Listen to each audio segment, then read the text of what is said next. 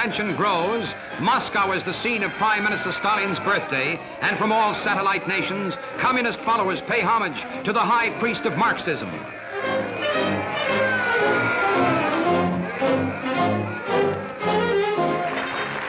Here, on his 70th birthday, Stalin rules the hardcore of world communism, which has divided the world into two armed camps. Proof of this division is the unrest evidencing itself in other parts of the world. Here, communist marchers are rioting in Tokyo. Both American and Japanese police are obliged to adopt stern measures after one GI has been injured. Elections have given the commies only one seat in the parliament, which may outlaw the party altogether. The demonstration was timed to precede the election, which gave the party supporting General MacArthur's policies an overwhelming majority. What they can't accomplish in a free election, they attempt by violence.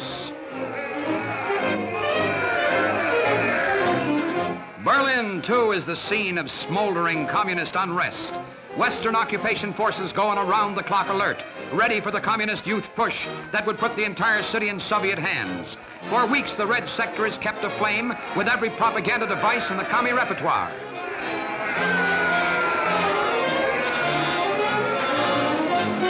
On the appointed day, as the parade gets underway, Berlin steels itself for violence.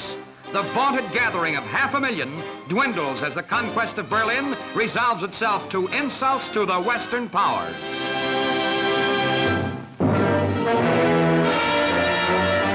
When 4 ammunition-laden barges blew up in New Jersey's Raritan River, with a roar heard for 40 miles, the once prosperous and industrial town of South Amboy was left a shattered wreck. 4 dead were taken from the ruins, and 22 barge crewmen vanished completely as the city of 10,000 crumbled under the blast. Hardly a home or business building was left undamaged. Declared a disaster area, the city is put under martial law and barred to all but rescue workers. The largest active volcano in the world, Mauna Loa, spills a record volume of red-hot lava on the golden isle of Hawaii. The molten stream moves relentlessly from the fiery cone, 13,000 feet above the sea, and scores of earthquake shocks accompany the outpouring. The deadly pattern streams down the flanks of Mauna Loa, a continuing menace to life and property. 5 long, desperate weeks, the Canadian city of Winnipeg has battled the swollen waters of the Red River. More than 50,000 volunteer workers man the dikes to hold back the raging torrent. The Red Cross and RCAF transport more than 2,500 patients to safety. Almost 1/3 of the population are forced to abandon their city and flee to shelter in other areas. Total cost of the damage to Winnipeg is estimated in the millions.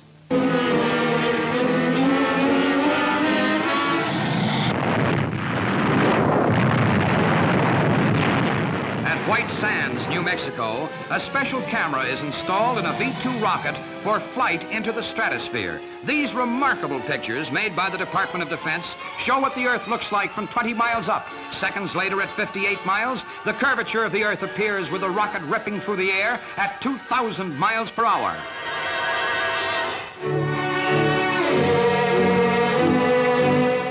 500,000 throng St. Peter's Square, where Pope Pius officiates at the first outdoor canonization ceremony in Catholic Church history. Maria Goretti, whose preserved remains lie in state at the Vatican, becomes saint of the Church. Catholic pilgrims gather to revere the 11-year-old girl who was stabbed to death and on her deathbed prayed for her assassin.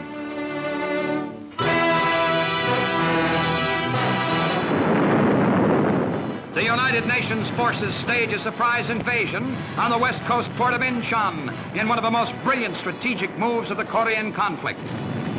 Marines swarm into landing craft for the invasion that will be an end run behind the North Korean lines. Under cover of a continuous barrage of rocket fire, the landing craft head for shore. They face an unknown strength in the Incheon garrison. Once again, the Marines are sticking their leather necks out.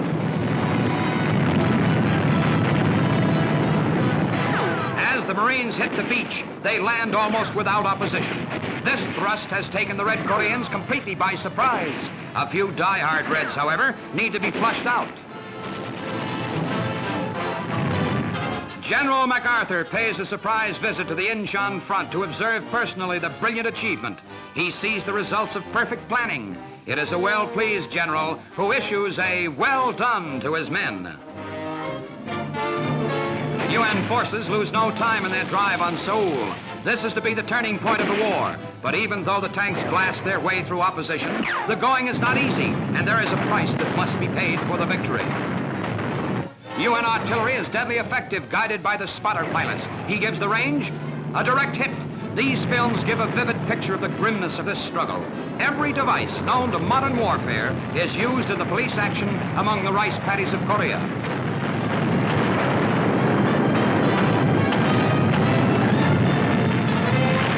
In 17 days after the Incheon landing, South Korean troops crossed the 38th parallel. The mighty battleship Missouri, her 16-inch guns rising to firing position, carries out her United Nations mission along the Korean coast. The big boys are ready for action to soften up enemy strong points. The target is zeroed in, and they let loose.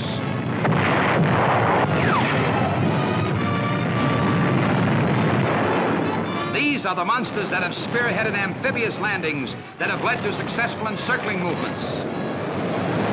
Shore batteries reply and score a near miss.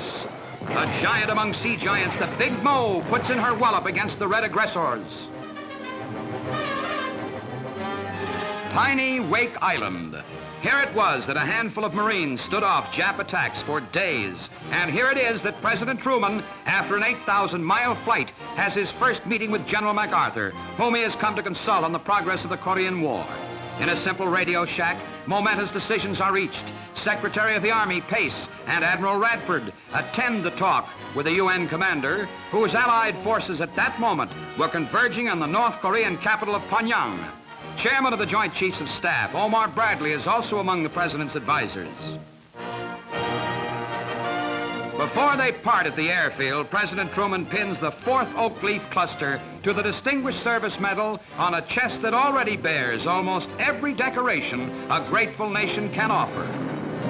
In an effort to cut off Reds fleeing north to the Manchurian border, the 187th Airborne Regiment and 120 planes prepare for a drop 40 miles north of the Red Korean capital.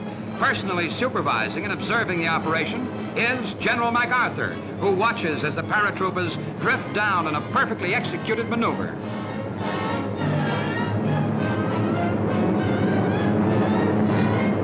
In the words of the general, this closes the trap on the enemy. With a Sunday punch landed, the mop-up continues with UN forces storming north in relentless pursuit of the fleeing North Koreans. Stubbornly resisting Reds had to be blasted out of strong points, leaving behind burning villages, the dead, and the captured. A total of almost 100,000 prisoners have been taken since the tide of battle has turned. A swelling column that heralds victory for the UN in Korea.